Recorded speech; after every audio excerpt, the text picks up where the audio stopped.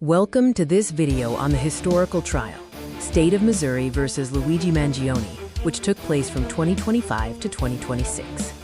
This trial involved the defendant Luigi Mangione, who is charged with first-degree murder.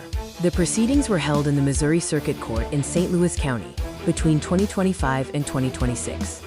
The case centered around the murder of Tony Bellafiore, a respected restaurateur, in early 2025. Bellafiore was found behind his restaurant with multiple stab wounds in what appeared to be a targeted attack.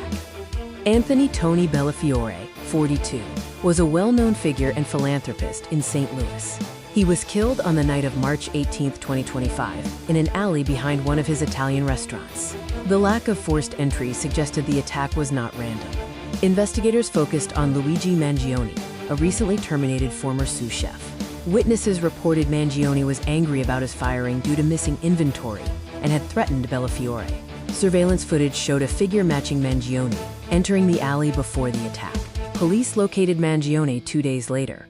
He gave inconsistent statements, and forensic analysis found Bellafiore's blood on a jacket in Mangione's vehicle. The prosecution argued that Mangione confronted and repeatedly stabbed Bellafiore. The defense argued the evidence was circumstantial. They claimed the blood on the jacket was from an old kitchen injury, the surveillance footage was poor, and no murder weapon was found. They also suggested that Bellafiore's business disputes pointed to other potential suspects. The trial, held in late 2025 and early 2026, involved extensive testimony. The jury ultimately found Mangione guilty of first-degree murder, resulting in a sentence of life in prison without parole. Let's examine the key prosecution witnesses who helped build the state's case.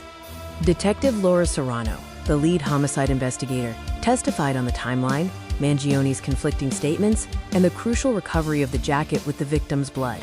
Forensic pathologist Dr. Michael Schuh testified that Bellafiore's multiple stab wounds indicated a close-range, deliberate attack supporting the intentional homicide charge. Carla DeLuca, the restaurant manager, described the conflict leading to Mangione's firing.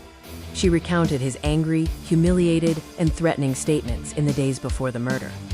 Officer Brandon Keller, a surveillance and digital evidence analyst, testified that the figure in the alley footage was consistent with Mangione.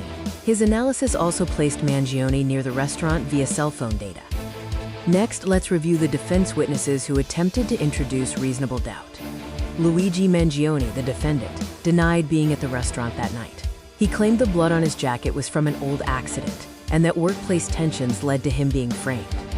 Dr. Elena Marquez, a forensic DNA consultant, testified that secondary transfer of blood was possible.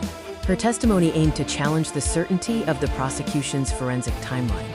Marco Santini, a former co-worker, testified about Mangione's dedication and Bellafiore's conflicts with other business partners. This introduced the possibility of an alternative suspect. Alibi witness Angela Romano claimed Mangione visited her home during the murder timeframe. However, cross-examination revealed inconsistencies in her timeline, which the defense used to argue for reasonable doubt. This concludes our video on the historical trial, State of Missouri versus Luigi Mangione, a gripping legal drama that unfolded between 2025 and 2026.